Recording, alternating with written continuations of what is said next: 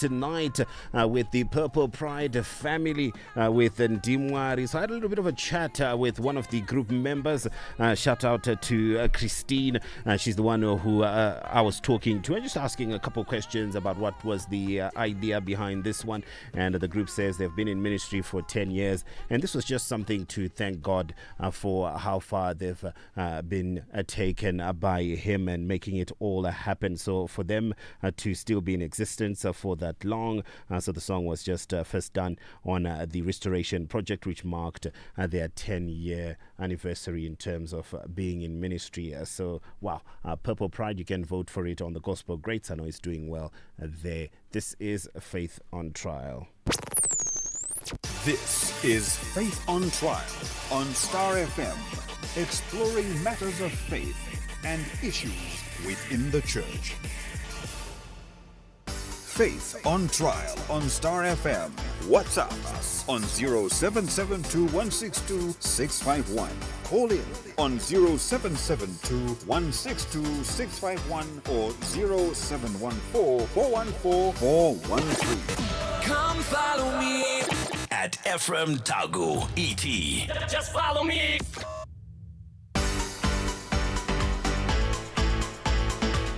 Welcome into the latest edition of Faith on Trial, and tonight we have got something tasty for you. We are talking marriage week in the country, and we're talking Gen Z marriages.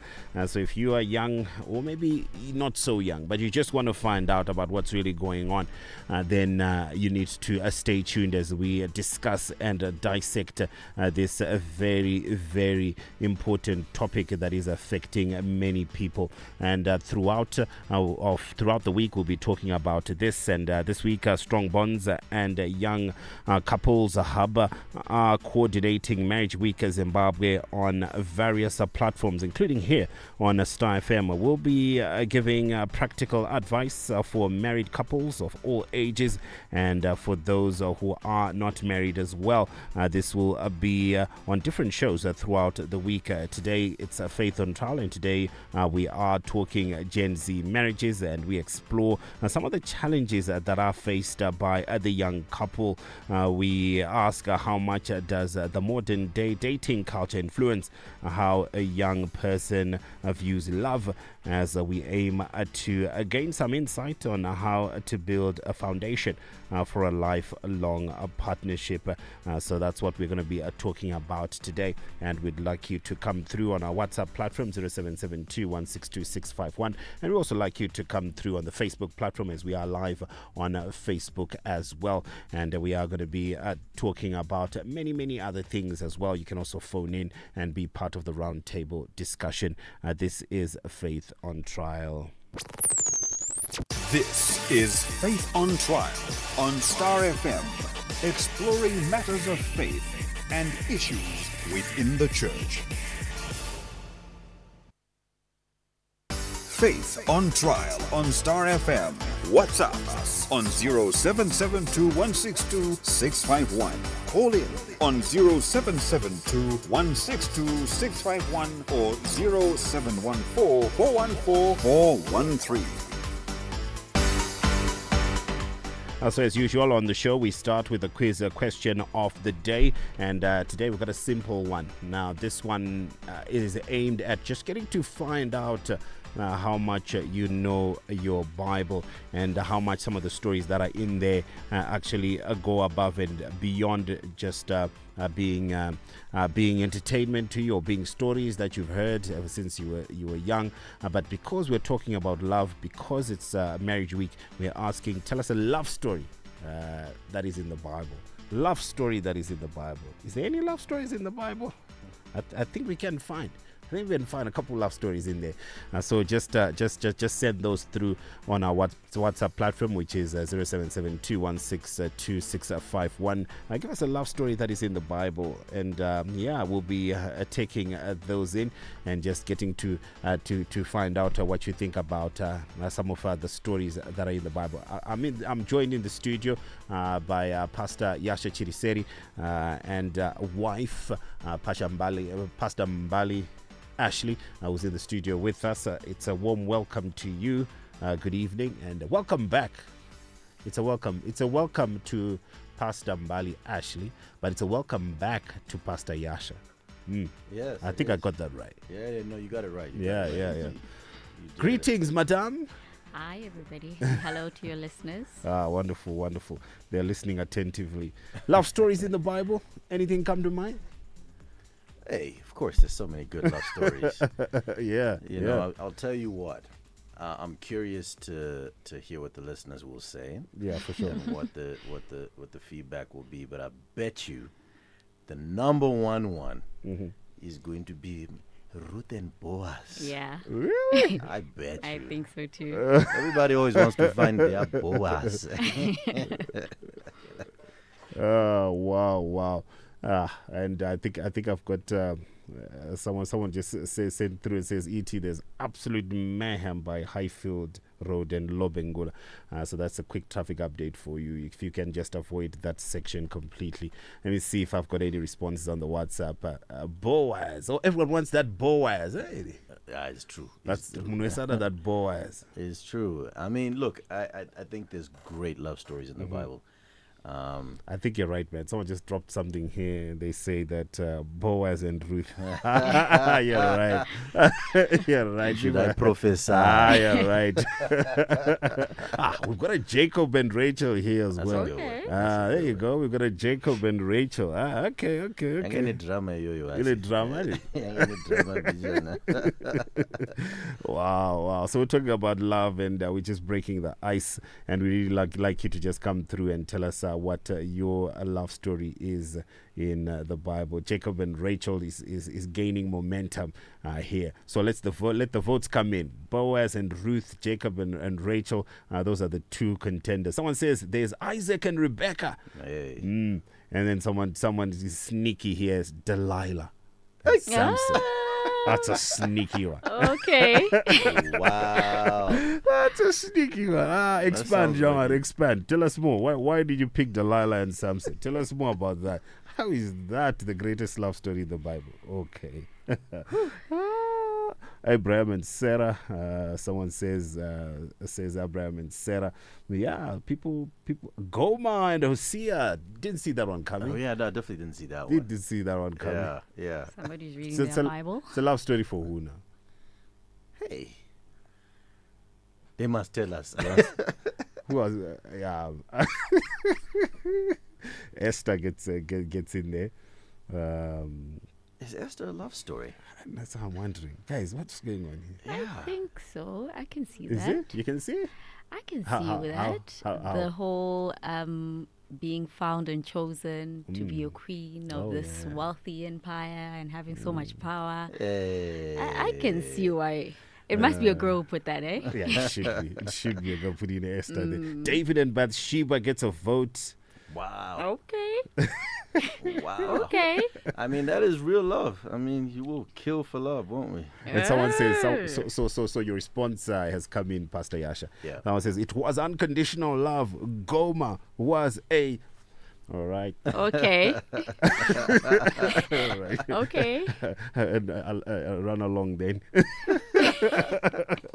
Yeah, so that's Faith and Trial for you, and we just want you to just send through some of those love stories, and we're having fun with it today. We're talking Gen Z marriages, we're talking Gen Z love, and we're hoping that these messages will continue to come in. And I can tell you that as prophesied, like what Pastor Yasha is saying, with the votes, before we move on from this topic, yep, Boaz walks away with it. The ladies are typing, Boaz, where's my Boaz?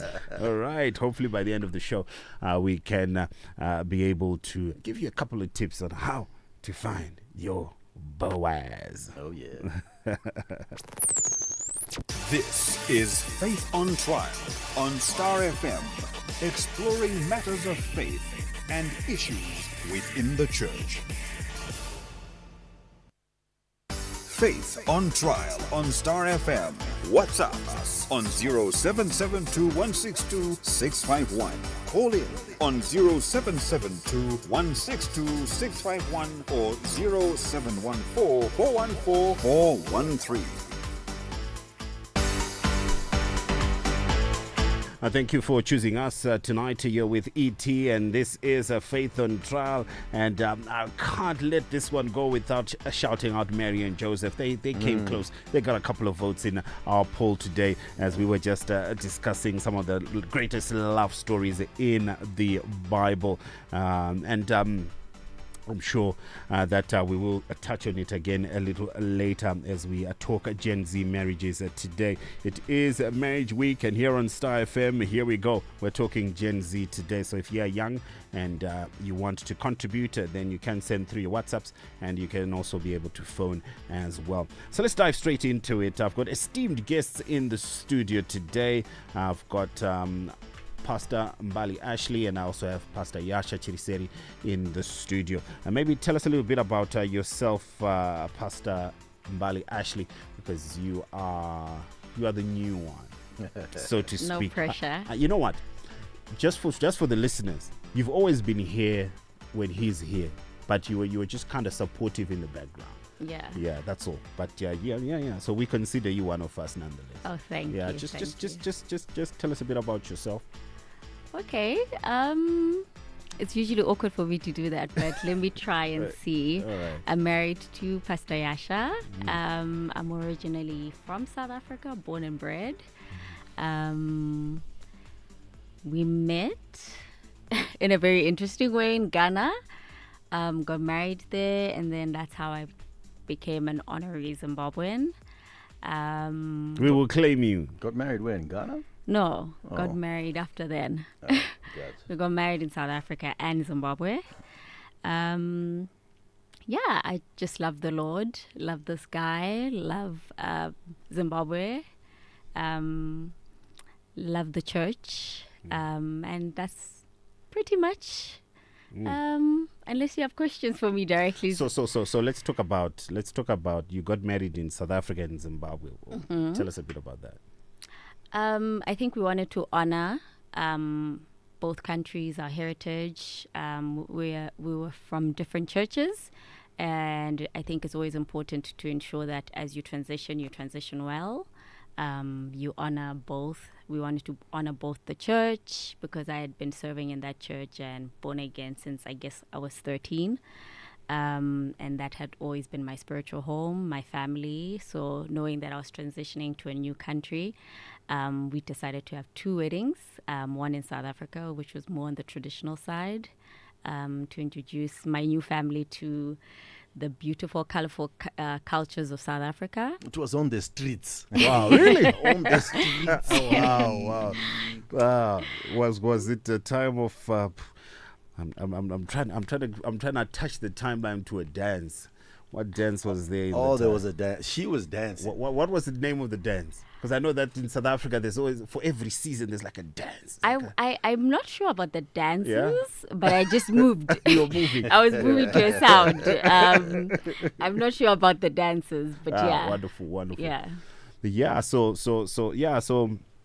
those are some of the love stories that we're actually talking about here and here, just to encourage. And then maybe Pastor Yasha, you can also add on to that as well.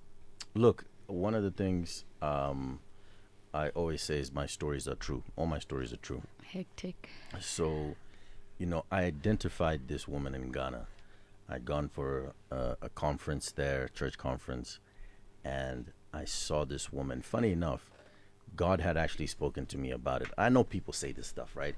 Or maybe people don't say it enough. I don't know. Probably Gen Z doesn't say it enough, actually. But for me, I'd heard God. I was pretty desperate because I'd messed up my dating life, right? In fact, I'd messed up most of my life for a long time. And look, I was just sick and tired of it, So I said, I think that was the first time I legitimately prayed about a relationship and said, God, look, you know what? I'm tired of doing things my own way. Right? Banabaga, I need your help. So I dropped everything and I prayed. And he gave me a specific word about, funny enough, Isaac and Rachel.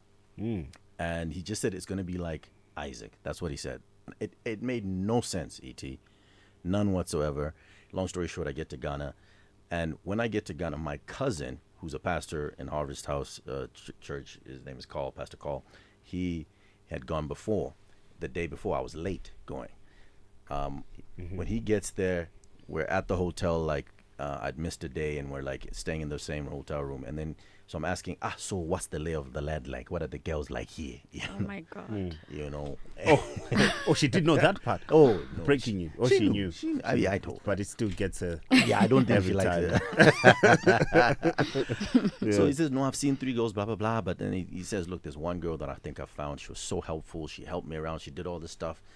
And he gives me this whole breakdown of how this person helped him out the whole day, helping to find stuff, change money, all this kind of stuff. And then the next day I go, the conference goes on. I see this girl. I mean, there's thousands of people, like way over 10,000 people. So I see this one girl. She's serving. She's smiling. She's helping people. The moment I saw her, I said, I'm going to marry this girl. I go and I tell my cousin, I just see my wife. Wow. And Oh then my God. when I show him the girl, he says, no, but that's the girl I was talking about. Really? He says, that's the girl. Yeah. And so immediately, That's confirmation. It was like Isaac, and how it happened. There was a servant. So my cousin was my servant. I wonder how you'd feel about this. He knows. He was my servant. He knows. So anyway, that's kind of So fast forward, his presence ministries now. That's where you both are. Yes. How has it been serving as a pair? Look, I think she'd have to answer, as the one who's coming in. It's a little easier from a man's standpoint, because I was already kind of running a church, right? Yeah. A youth church. And so she came in to have to fit into a new country, new language, new people, everything. The size, like, I can feel the pressure. Like the pressure. Right? You're going in there with all of that. Right? How was it like? To be honest, it was a big transition for me. Huge. I think you can prepare as much as you can, but until you're on the ground, that's when you really have to navigate what comes with that, and going through, I guess, some sort of form of grieving your own life, your old life, your country, your family, the church. And for me, church has always been a very central part of my life. So coming into a new church, trying to find where God would like you to, I guess, live out his purpose through you. It was a bit challenging, and then the language barrier and so forth. But I took it in my stride, still am, because I strongly believe that who he sends, he equips. And I've always been confident that wherever God places me, eventually I'll do well. So I think having that outlook has always helped me. But yeah, it was challenging, as you can imagine. Yeah. Social life, career that you had built, all of that stuff had to, you have to reimagine what it looks like. And I think that just speaks to trusting God and our journey as Christians, that when we are truly submitted to him and his plans, our lives become his, and there is a deep trust that you have to have as you walk. If you say you are of him and you want to submit your life and whatever talents and gifts and whatever you think you carry, if you submit it in that way, then there's a intimacy that you get to meet in this new phase. Wow. Because you have nothing but him to trust, you know. As much as you can trust your partner, but human beings aren't everything. Only Christ is everything. So, but Spiritual sister. Oh my This is God. this is why I married her. You know what? Thank you for actually saying that, because there's for the young women that are listening, I think it was important for them to hear that it's not easy peasy lemon squeezy. Oh yes. You know, Absolutely to not. try and get in there and to try and fit in and things like that. It's actually a process, and it's actually it's effort. Yeah. Yeah, it's effort. Absolutely. Yeah, so yeah, thank you for that. So those are esteemed guests today. I just thought I'd let you into their lives so that as we go, you can sort of understand where they're coming from. We are talking Gen Z marriages today. It's Marriage Week Zimbabwe, and tonight on Faith on Trial we focus on Gen Z marriages and explore attitudes towards dating and marriage for Gen Z. And we look at some of the challenges that are faced by young couples. You know, the normalization of Mijoli just getting from one person to the other, I feel like it's really going to affect a lot of marriages in the future. So with the modern day dating culture, how can young people build a foundation for a lifelong partnership? As Faith on Trial with ET tonight at 8. And yes, you are tuned in to the right station as we discuss and dissect this one. So earlier on in the day, I had a conversation with some young people. We were talking about Gen Z marriages, Gen Z dating. So it was a couple, a boyfriend and a girlfriend, and there was a third person. I think the girlfriend's friend. So that was the setup that we had there, and I was just throwing some of these questions in there. Interesting conversation. This is Faith on Trial on the streets.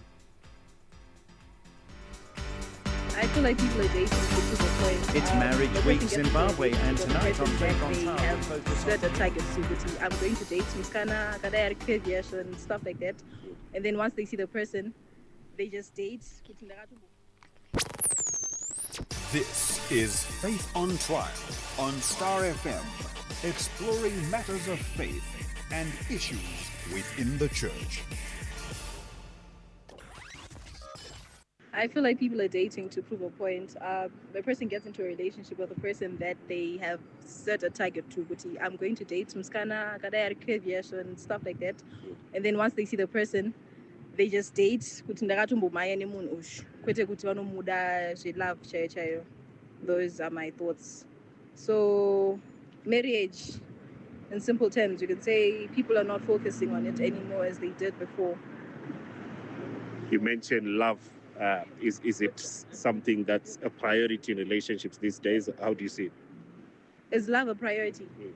No. People love questions. You don't see intimacy and money in relationship more than love. It's not about love anymore. Go hit and run. So Anzi, hit and run, transactional, no love at all. Do you agree with that? Yeah, it is true, but I would like also to differentiate, maybe give another side. Kuti variko vanhu vatoriwo serious, variko vanhu vatoriwo committed. Variko vanhu kuti vanoto prioritize and love more. They are ready to build a relationship, not to go focus on my outer appearances. But majority nowadays, especially by generation yedu, warungotira maskana, we're chasing over money and intimacy.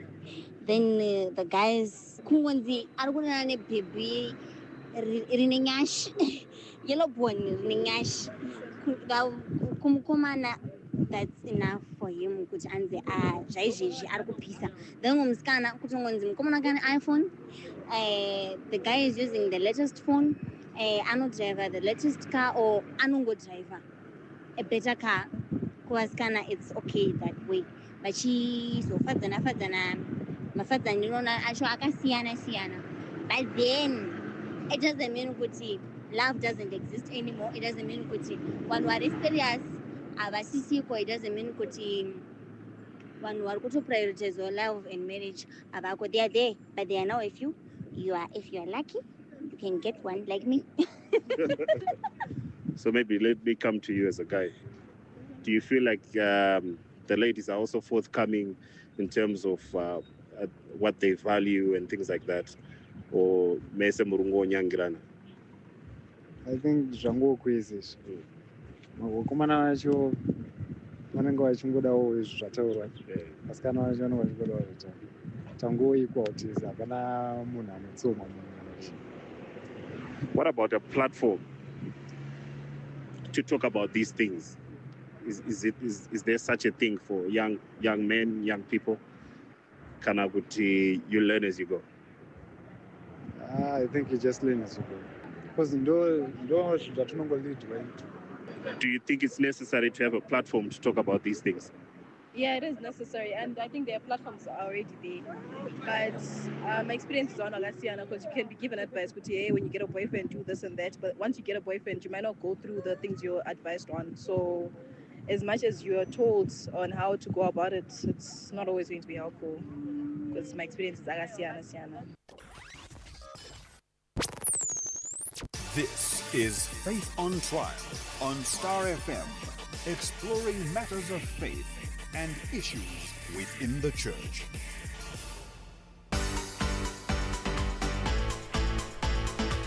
That's Faith on Trial on the streets, and I was on the streets and talking to some students at Harare Poly, would you believe?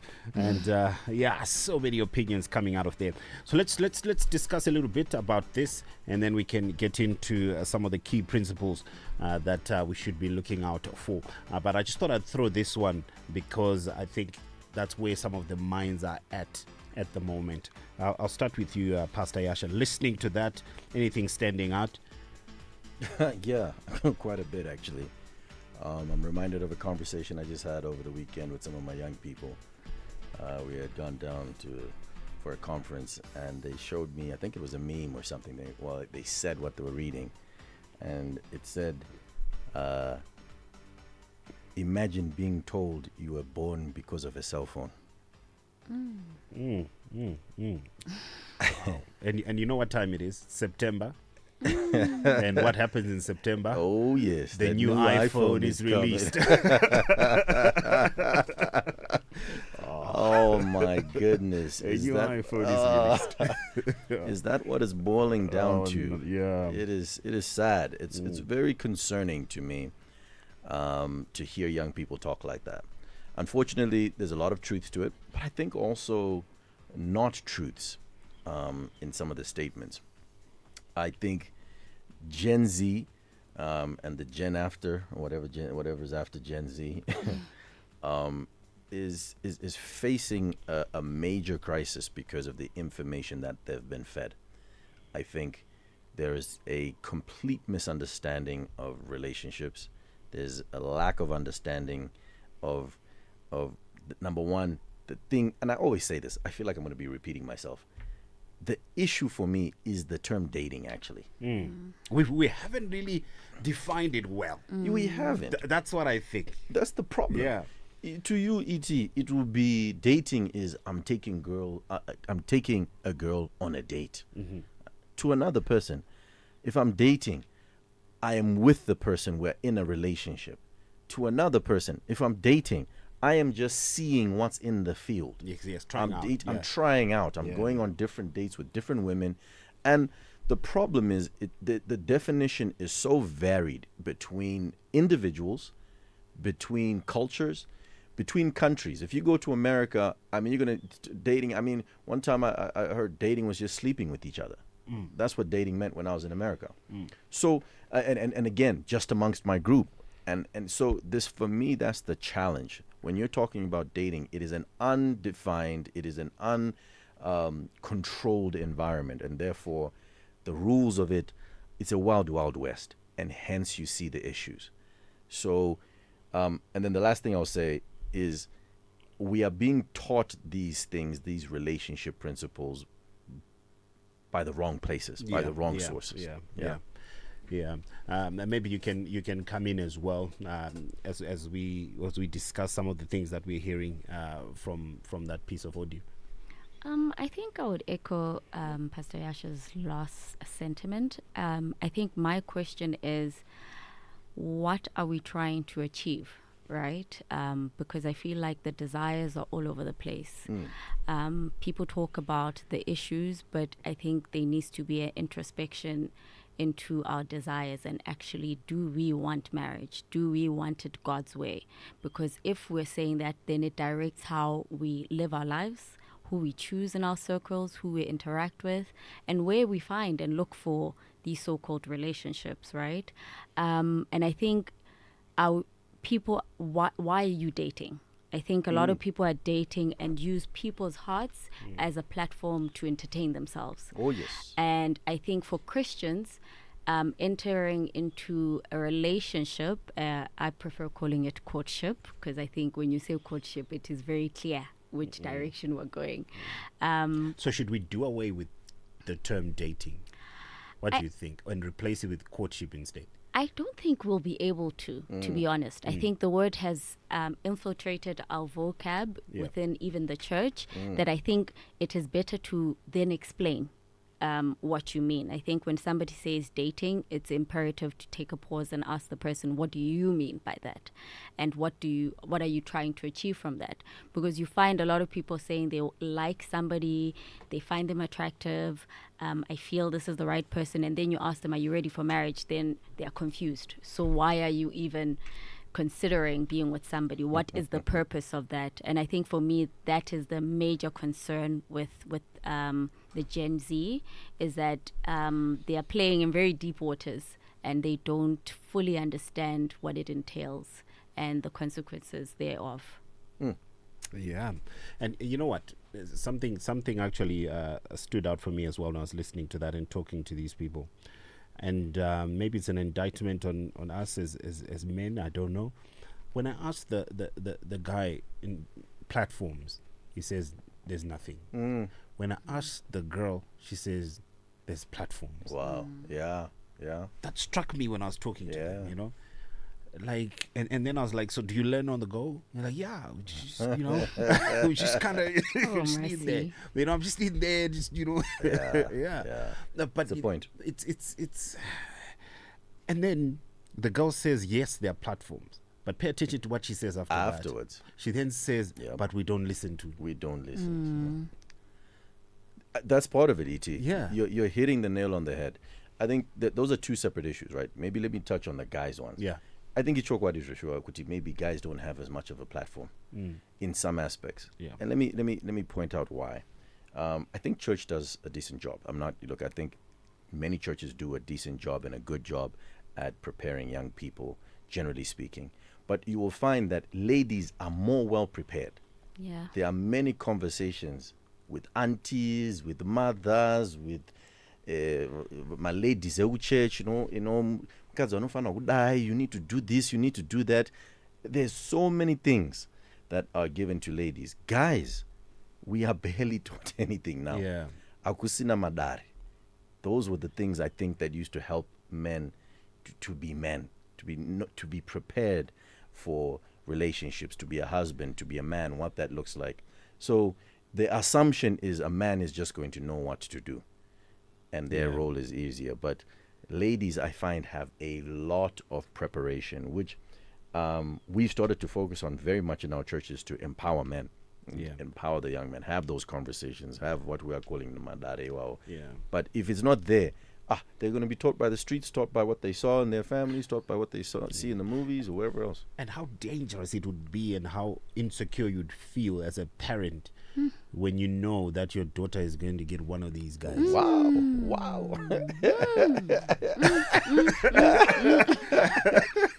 That's where it's going. You know what I mean? That's where it's going. That's scary. One of these guys was just not groomed. He was just getting on with it, and you know, and she's just so in love and things of that nature. And yeah, no, that's a scary thought.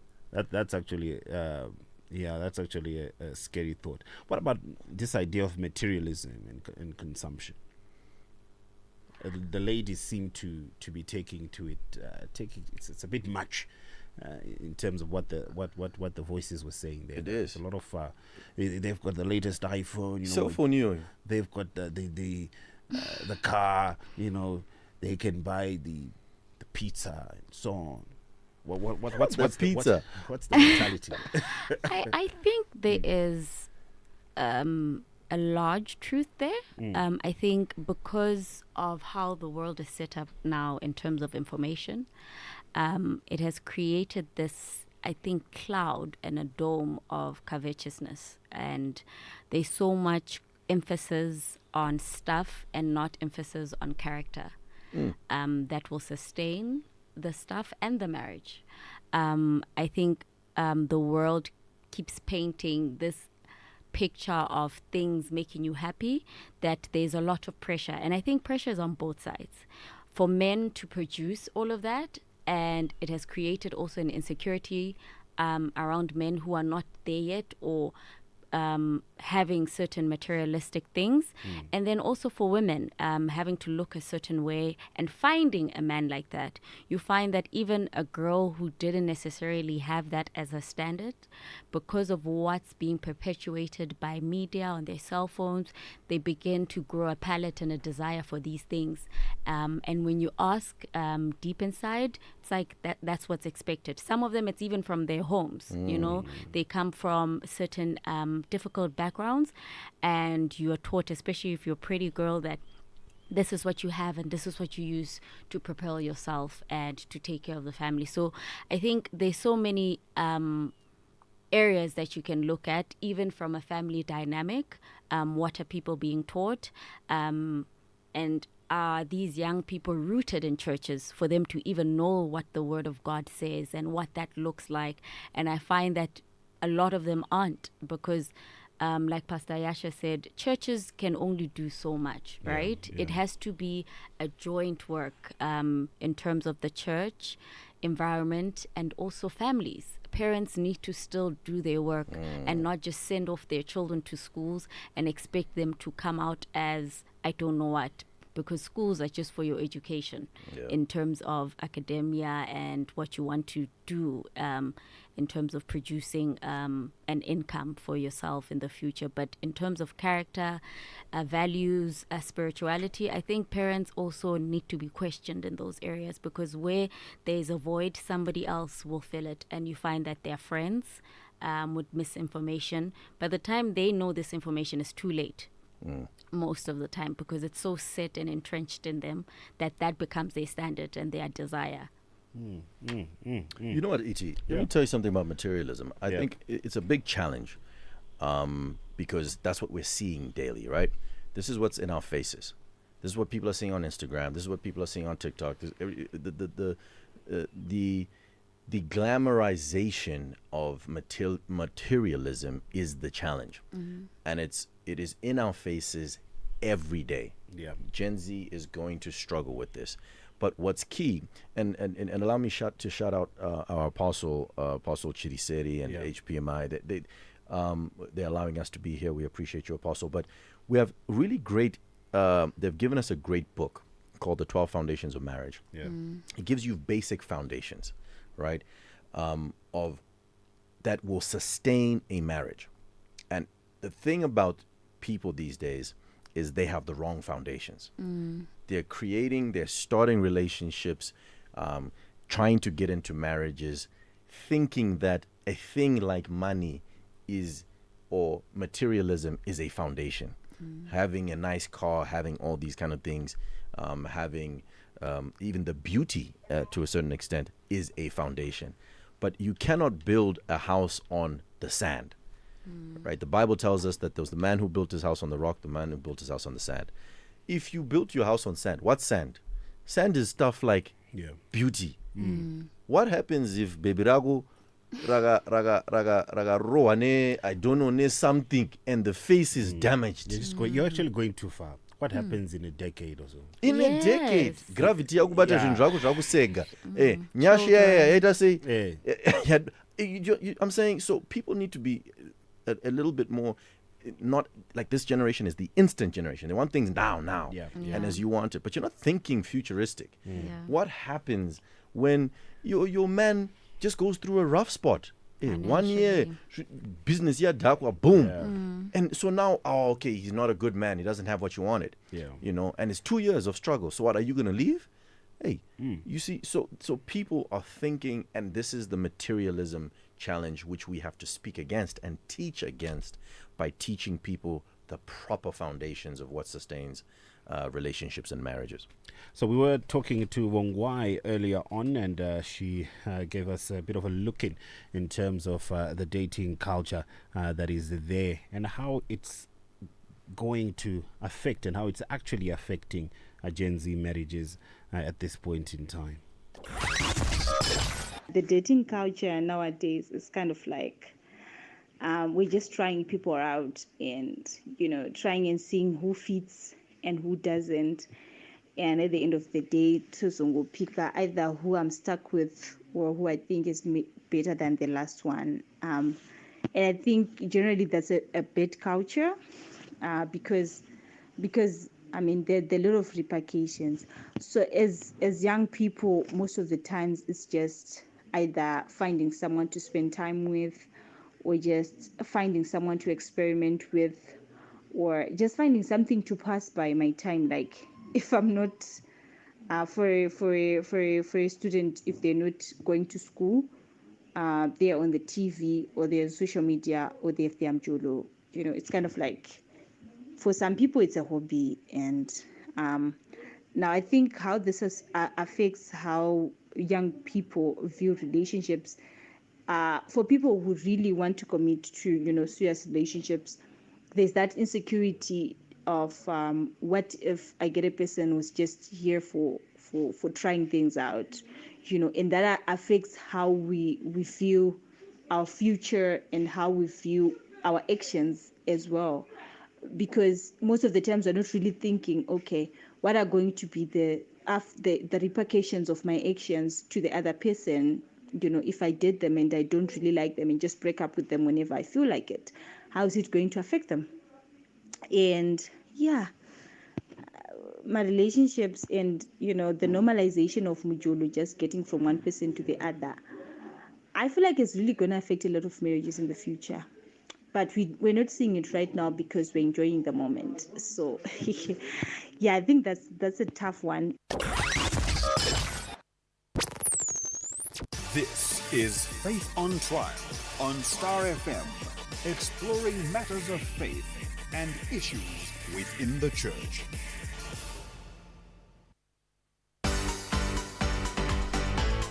And indeed, tonight we are exploring matters of faith and issues within the church. And we're talking Gen Z marriages. It's Marriage Week. And we are zooming in on the young couple and some of the habits that are gained whilst dating, creeping in and leading to some disastrous situations. And in the studio, I'm joined by Pastor Mbali Ashley and also Pastor Yasha Chiriseri.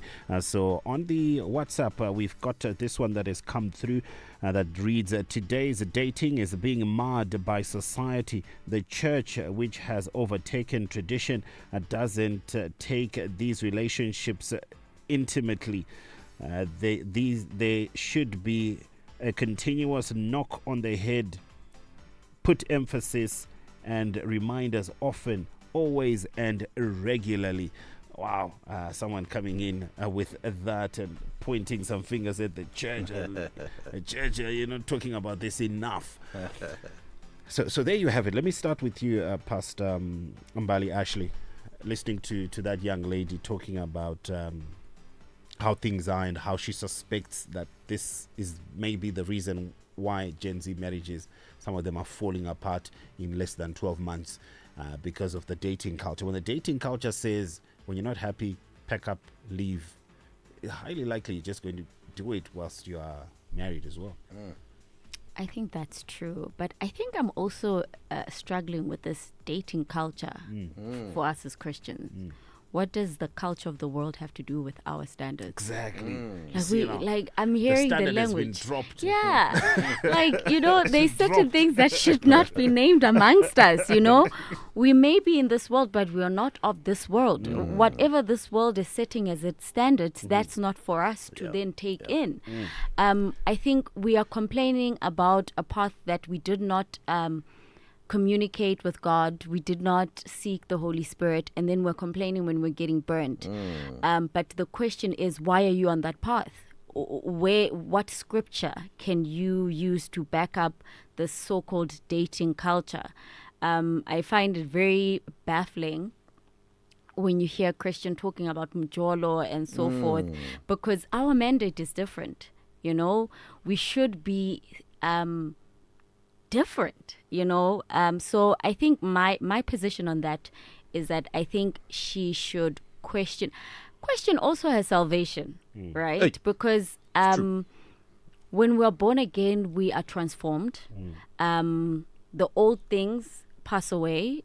So how we think about life, the desires of our life, are different. So to have some, I would assume she's a Christian talking about that, I think I would then say, let's put a pause on the dating for you and Mjolo and thinking about all of that. Let's just work on your salvation, because I think when that foundation, Pastor Yasha spoke about foundations, I think the foundations are non-existent. They're not there. Let alone being low. Like the bar is like on the ground.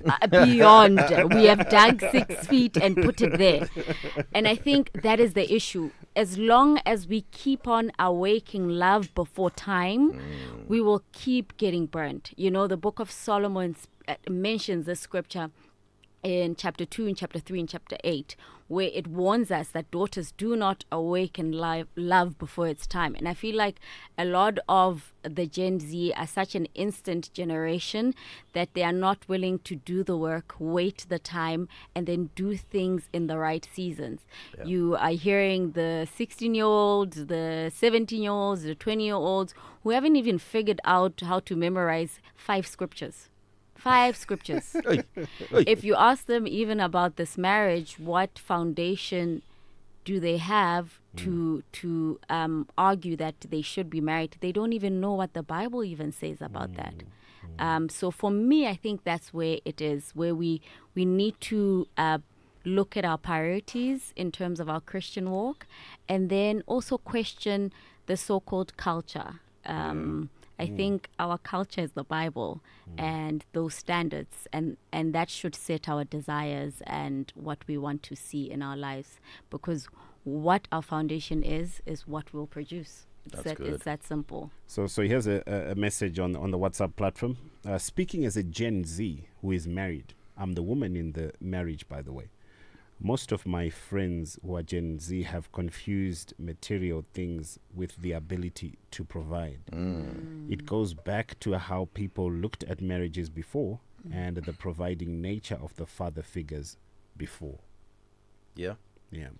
Look, for me, there's some roles that are unchangeable. Okay, for a man, you are a priest, provider, protector. Period. That never changes.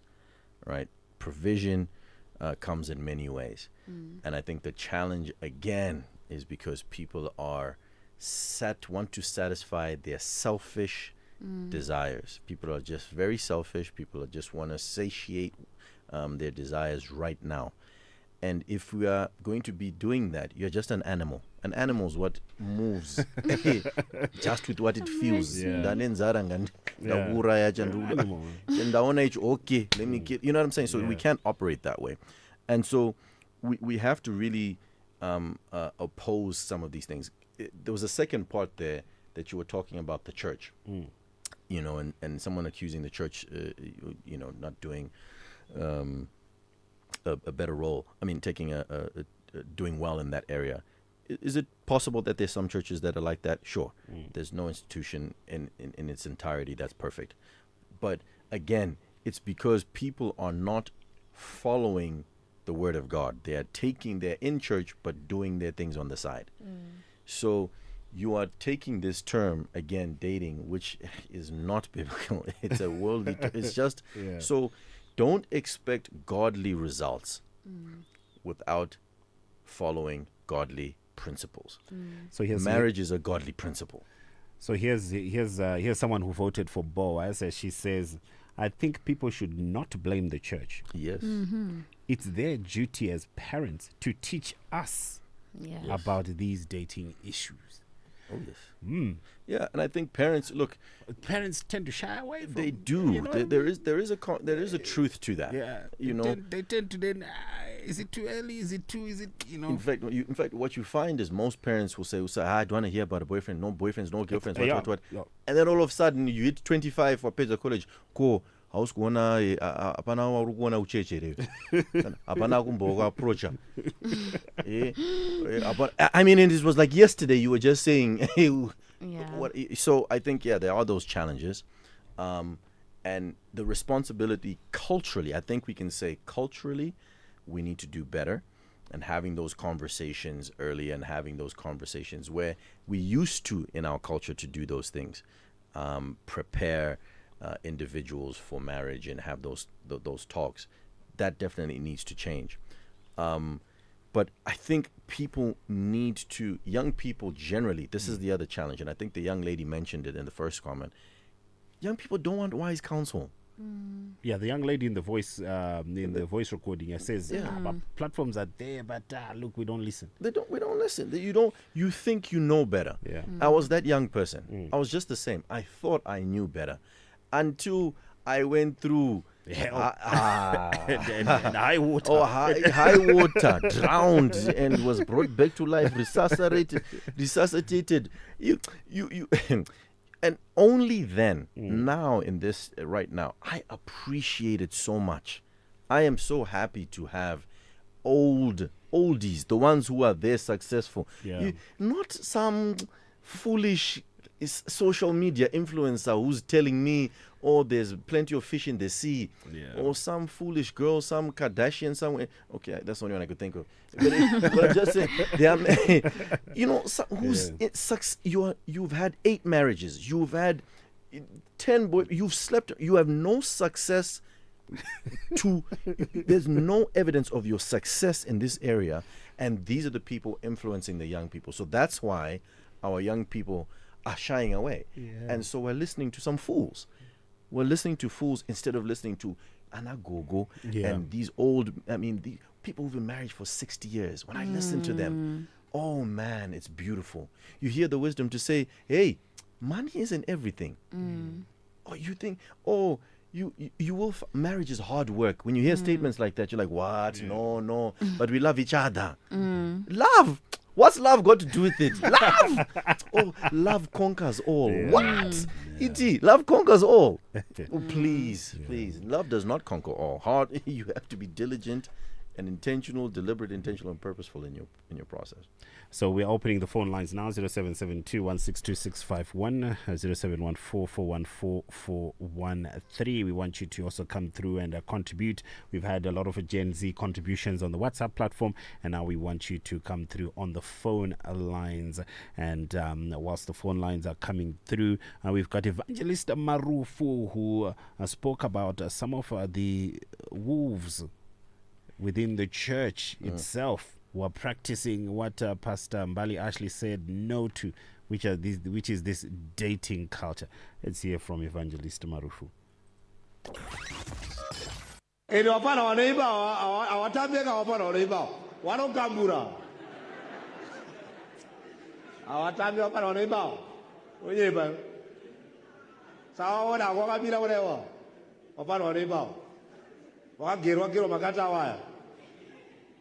Arokambura woza waimbe kutopedzika wanoimba kunoko kaubhorodhi wachatona kamwe ikoko ndogemu rawo iro unofana kuti wasobha wamwe wacho wapanha bhesi wakumwa chimasese kuti asuke huro anatodzowa zvakanaka same muchiimbirwa nechidhakwa futi saka be careful. Saka tinozoita vanhu vanonga vachitifonera, evangelist, ndauda kuzviuraya message, ndauda kuzviuraya, uri kupiko? Ndakufawo. Roparara mwana. Netungomana turi muchechu. Tukomana nomazokuzopedzisa. Hausi kuona kuti hapana baba here. Zvakaita murume izvo. This is Faith on Trial on Star FM, exploring matters of faith and issues within the church. Faith on Trial on Star FM. WhatsApp us on 0772162651. Call in on 0772162651 or 0714414413. Let me see if I've got someone on the line. Good evening, you're through to Star FM. How are you? Good evening, you're through to Star FM. How are you? I'm well, thank you. Very fine. Who am I talking to? Pastor G. Pastor G, long time Pastor G. How are you? Yeah, I'm fine. And you? How is Blayo? Lawa is okay. How is Harar? That is good. Emuri, how do you see this one today? Let me just contribute a few. I think I've got 3 or 4 points on that. Okay. Yokuthanda and commitment. Are we together? Commitment. Yes. It's period. Mm-hmm. It's sacrifice. Sacrifice. Sacrifice. Mm-hmm. It's 4 is dedication. Dedication. Yes. Let me just talk about 3 these days. These 3. It is usually more opinion. So we parents we are no longer playing our own part. In educating our kids. 32, technology has already taken the world by surprise, while we are not already prepared for that. We can blame the church, but the church is playing its own part. 33 and tichikura kwava nama-aunties kwava nama-uncle because the moment you went to your father saying you want to get married, what your father told you is that how are you ready? Never taught you anything. But we go to the women. When the women said, I've got to find somebody to marry me, that being taught how to hold a man, how to teach a man. Are we still moving to? We are moving, Pastor G. 33 and it's whereby our kids are no longer listening to us because they say they know. Do you know that 55% of your kids' success comes through friends, or failure comes through friends? It's now all about what group of friends are they playing with. 24, not 25. Marriage is like a journey, it's a process. Dating is full of life. But when you are getting into marriage, you are now facing reality. The truth, eye opener. If you are going to face reality, you have to deal with the mess of dating. What we call dating, I don't understand this way dating. You know what is called love, but it's not all about understanding, but it's all about really love. Ukatara love yakho on a wrong platform, whereby at our own generation, you would propose a love to a girl for more than 6 months or a year. Then you spend 1 or 2 years without speaking that lady. Because it was a learning process. You'll be learning each other. Are we moving together? We're moving together, Pastor G. Another thing is whereby I'm so tired of this young generation. Sparing them the road. You talk about material things. Material things, they don't build relationships. They don't. They don't build relationships. Yes, but relationship is all about commitment. When we go into the Bible, when God created that platform, it was all about love and building it through love, through marriages. I think that one is dropped. Yeah, that's Pastor G. Powerful. So there's something that just dropped in here that I'd want us to talk about a little bit.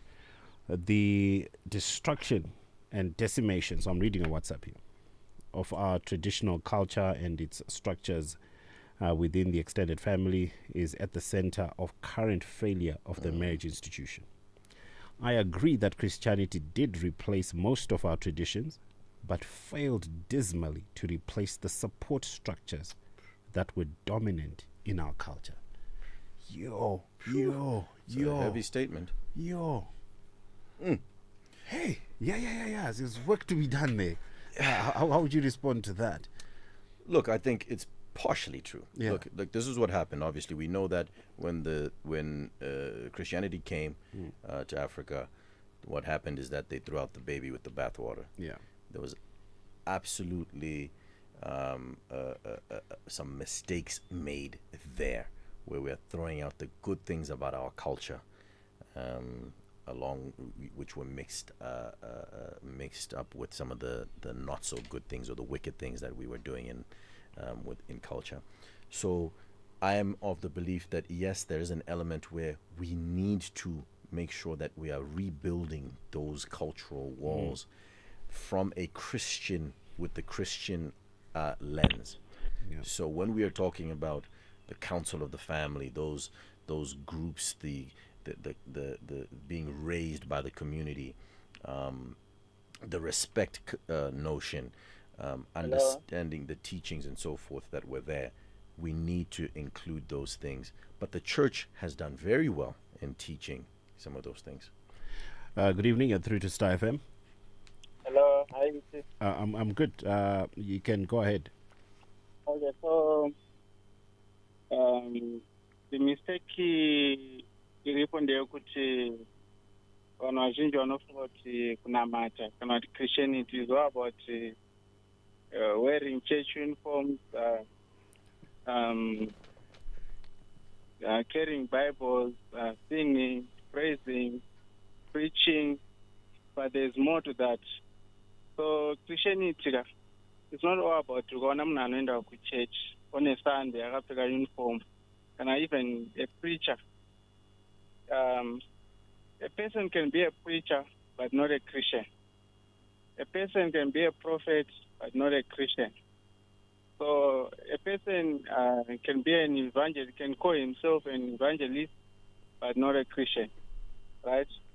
So where I'm going is nowadays Satan is not in the world like in bars and everywhere else. But Satan is, the devil is in the churches today. So ukatarisa zvakaipa zvakawanda zvinoitwa muchurch is more in church than in the world. So in churches there are robbers, in churches there are thieves, in churches there are chipambi chitori muchechi kudarika zvamunoona kunze everywhere, every zvakaipa zvakawanda zviri kuitika in churches. Bible rakataura kuti in the last days, as it was in the days of Noah, in the days of Sodom and Gomorrah.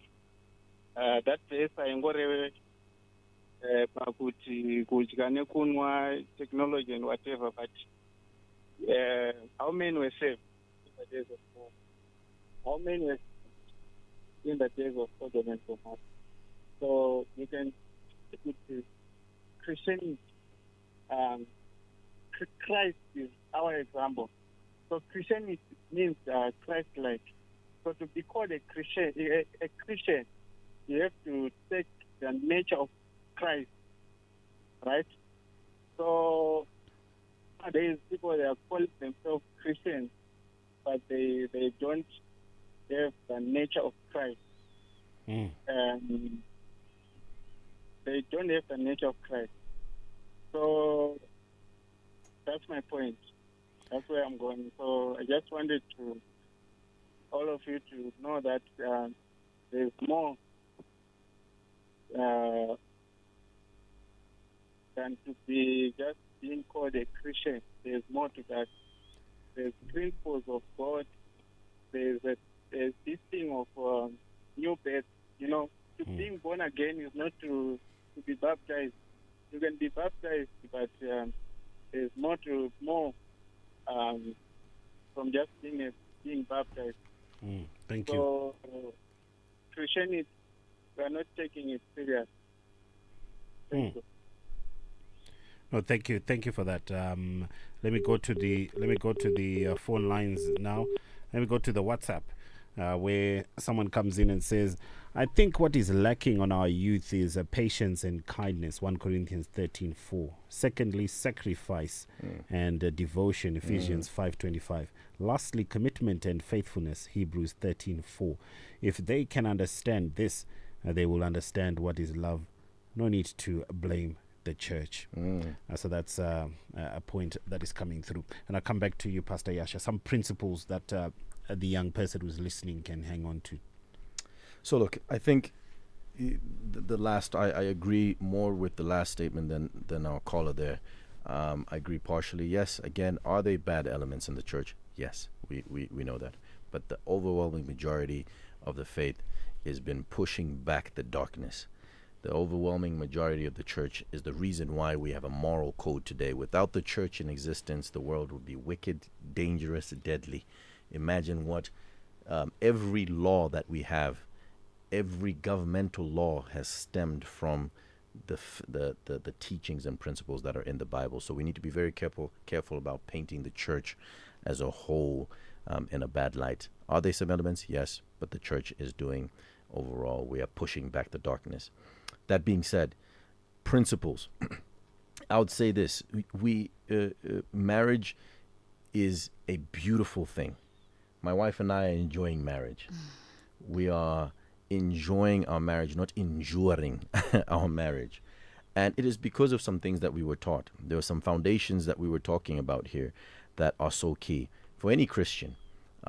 Before I get to the first foundation, which is the most important, there are many. Let me just name a couple here. You need to understand what the marriage covenant's all about. You need to understand what love looks like. I said love doesn't conquer all, but God's love does conquer all. The world's idea of love doesn't.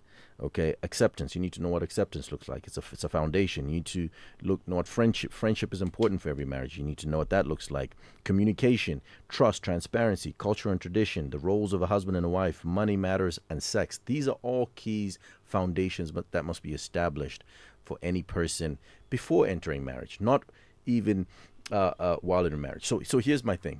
As I finish, or as I close this off, many people, E.T., are studying many hours for a career or a degree that they will do. I've done a study and I calculated roughly it takes about 24,000 hours for you to get a bachelor's degree. Okay, 24,000 hours. Whoa. And I haven't included homework. Yeah. I'm just talking about in class, my lessons, the lectures, to get a bachelor's degree.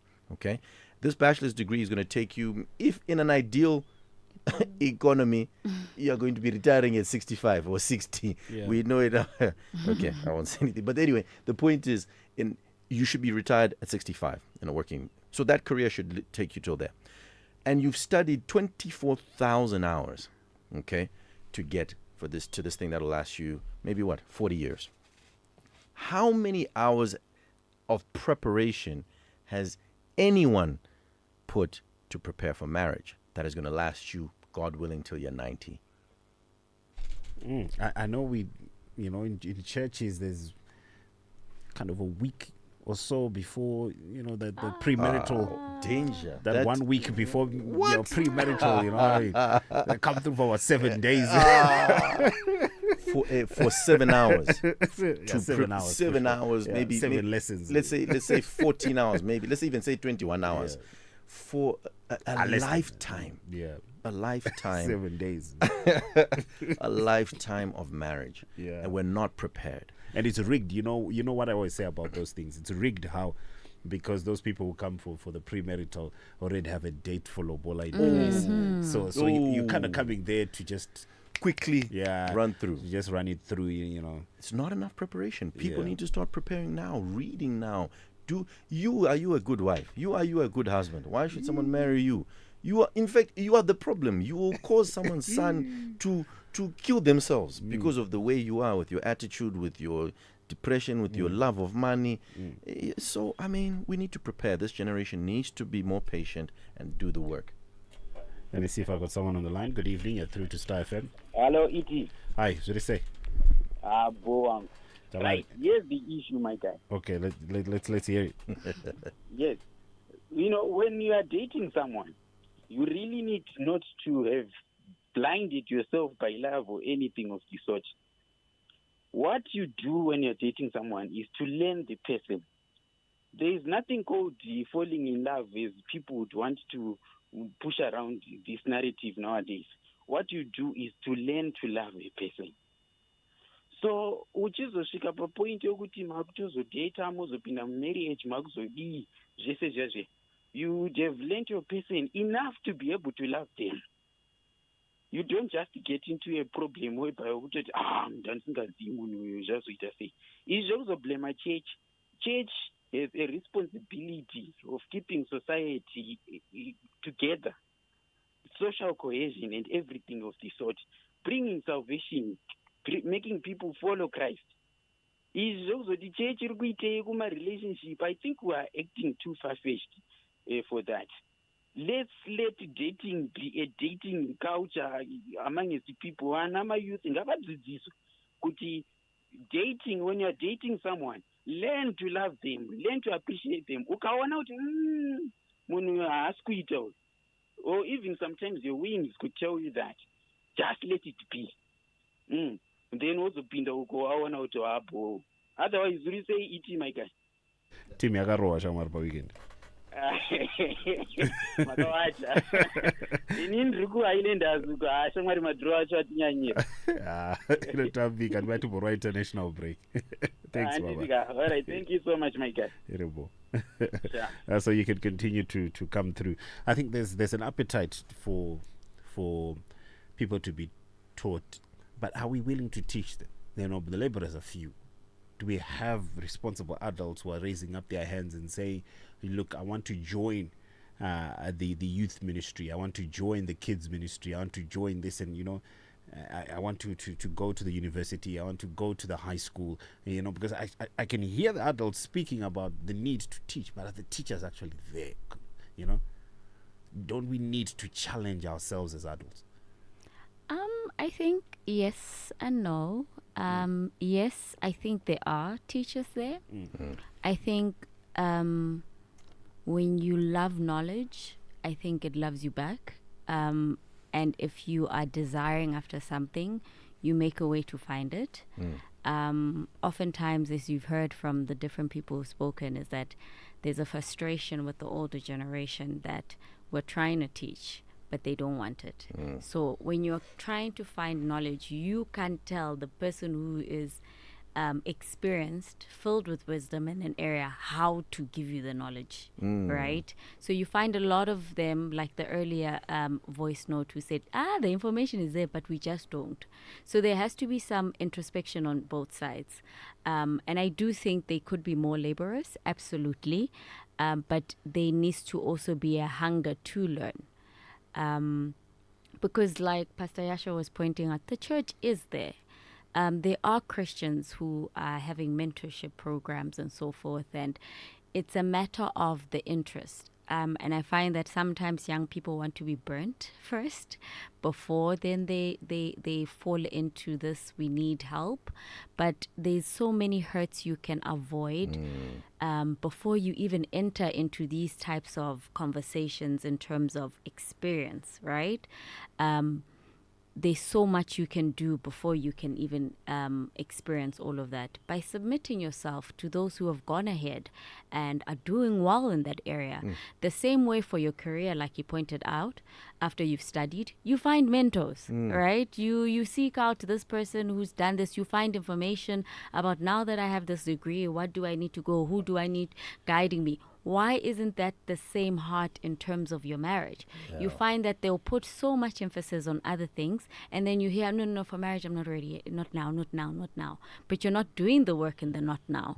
So for me, I think it can be unfair to say that there absolutely is no knowledge when there is knowledge. It's just that maybe it's not cool enough for you. It's not attractive to you. So I think it's a matter of choosing which battle you want to fight. Do you want to fight the battle of submitting and dying to your pride and yourself and submitting yourself to those who have the information and fight yourself from that? Or do you want to fight out there in the streets where you're now confused, heartbroken, and you have all this experience that you have to now work yourself through counseling and all sorts of things, because you've now introduced your spirit and your soul to all manner of confusion. So it's just a matter of where do you want to fall. But I do think there is knowledge out there. It's just a matter of where do you want to fall? I mean, I see it even with some of our young people where we give instructions, we give guidance, and some of them want to learn after they've come back and say, yeah, Pastor, you said it. I know, now I'm seeing. So I think it's also a decision in some of these instances, so we can go in circles pointing fingers, or we can generally say, okay, what do I need as a person? How seriously do I want to do things right? There's an environment that I'm seeing, the so-called culture. I don't want it for myself. So let me put in the work. Let me find the information. Let me find the people who are doing it right. And then follow and learn and submit myself and not have this arrogance that I know everything when clearly my life decision are reflecting that I don't. Yeah. So as we wrap up, I know that you are part of the Marriage Week. What's next, and also where can people find you when you are having these talks and these ministries? Beautiful. Thank you, E.T. I'd say this in closing. Proverbs 11:14, where there is no guidance, a people fall. But in the abundance of counselors, there is safety. Amen. You need to have counsel and wisdom. The Proverbs 19:21 says, listen to advice and accept instruction that you may gain wisdom in the future or for the future. You need counseling. You can't do this thing on your own. And this is why we have platforms where we are doing, at our church, HPMI, His Presence Ministries International Church, we have what we call the 12 Foundations of Marriage seminars, and the beautiful book written by our apostles, Charles and Petunia Chiriseri, an amazing book that's written for the Zimbabwean and African context. A lot of the books we read sometimes are for white people, understanding of some of the cultural aspects, even though it's good information. This one is written for us by us. And very powerful, very real, gives you, it has restored so many, I know thousands, and I'm not exaggerating, thousands that have benefited from these teachings and are having beautiful, happy marriages because of these teachings. So you can have, you can find some of these, the book is online, but you can find some of these teachings. We'll have them as well, seminars. You can find that on my TikTok page. It sounds so weird for me to be saying TikTok. Gen Z. Oh, my goodness. Yeah, TikTok. TikTok, my TikTok is Yasha Chiriseri. My Instagram is also Yasha Chiriseri. My Facebook is also Yasha Chiriseri. I'm actually going to be doing a TikTok series very soon called 30 Signs Why They're Not For You. Wow, 30. All right, looking forward to that. I think we should have one or two of those on our trending news when you do start. We are going to hold you to that. So this is Faith on Trial, and that's how we conclude the show today. So this week, Strong Bonds and Young Couples Hub are coordinating Marriage Week Zimbabwe on various platforms, including here on Star FM. We'll be giving practical advice for married couples of all ages. And today we were talking to the younger ones, the Gen Z, who are in marriage and who are also thinking about getting into the marriage, and to those who are not married as well. This show is for you, and this platform is for you, and the other platforms as well. So let's talk about what's next. This will be on a different show throughout the week. So next up tomorrow at 10:10 in the morning on the Morning Galaxy, we've got Dr. Nyamakao from the Sunday Breakout, and Amai will be addressing preparing for and living in an empty nest marriage. So that one will also be on Tuesday.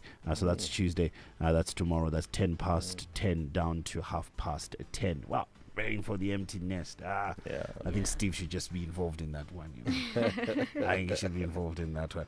That's our Faith and Trial for today. And Maita Basa for coming through. Mamana Mai Chiriseri. Thank you so much. Thank you for having us. And here's Maita Basa by Gemma Griffiths. Scarf more record. Mwari chino la kutenda. Do it.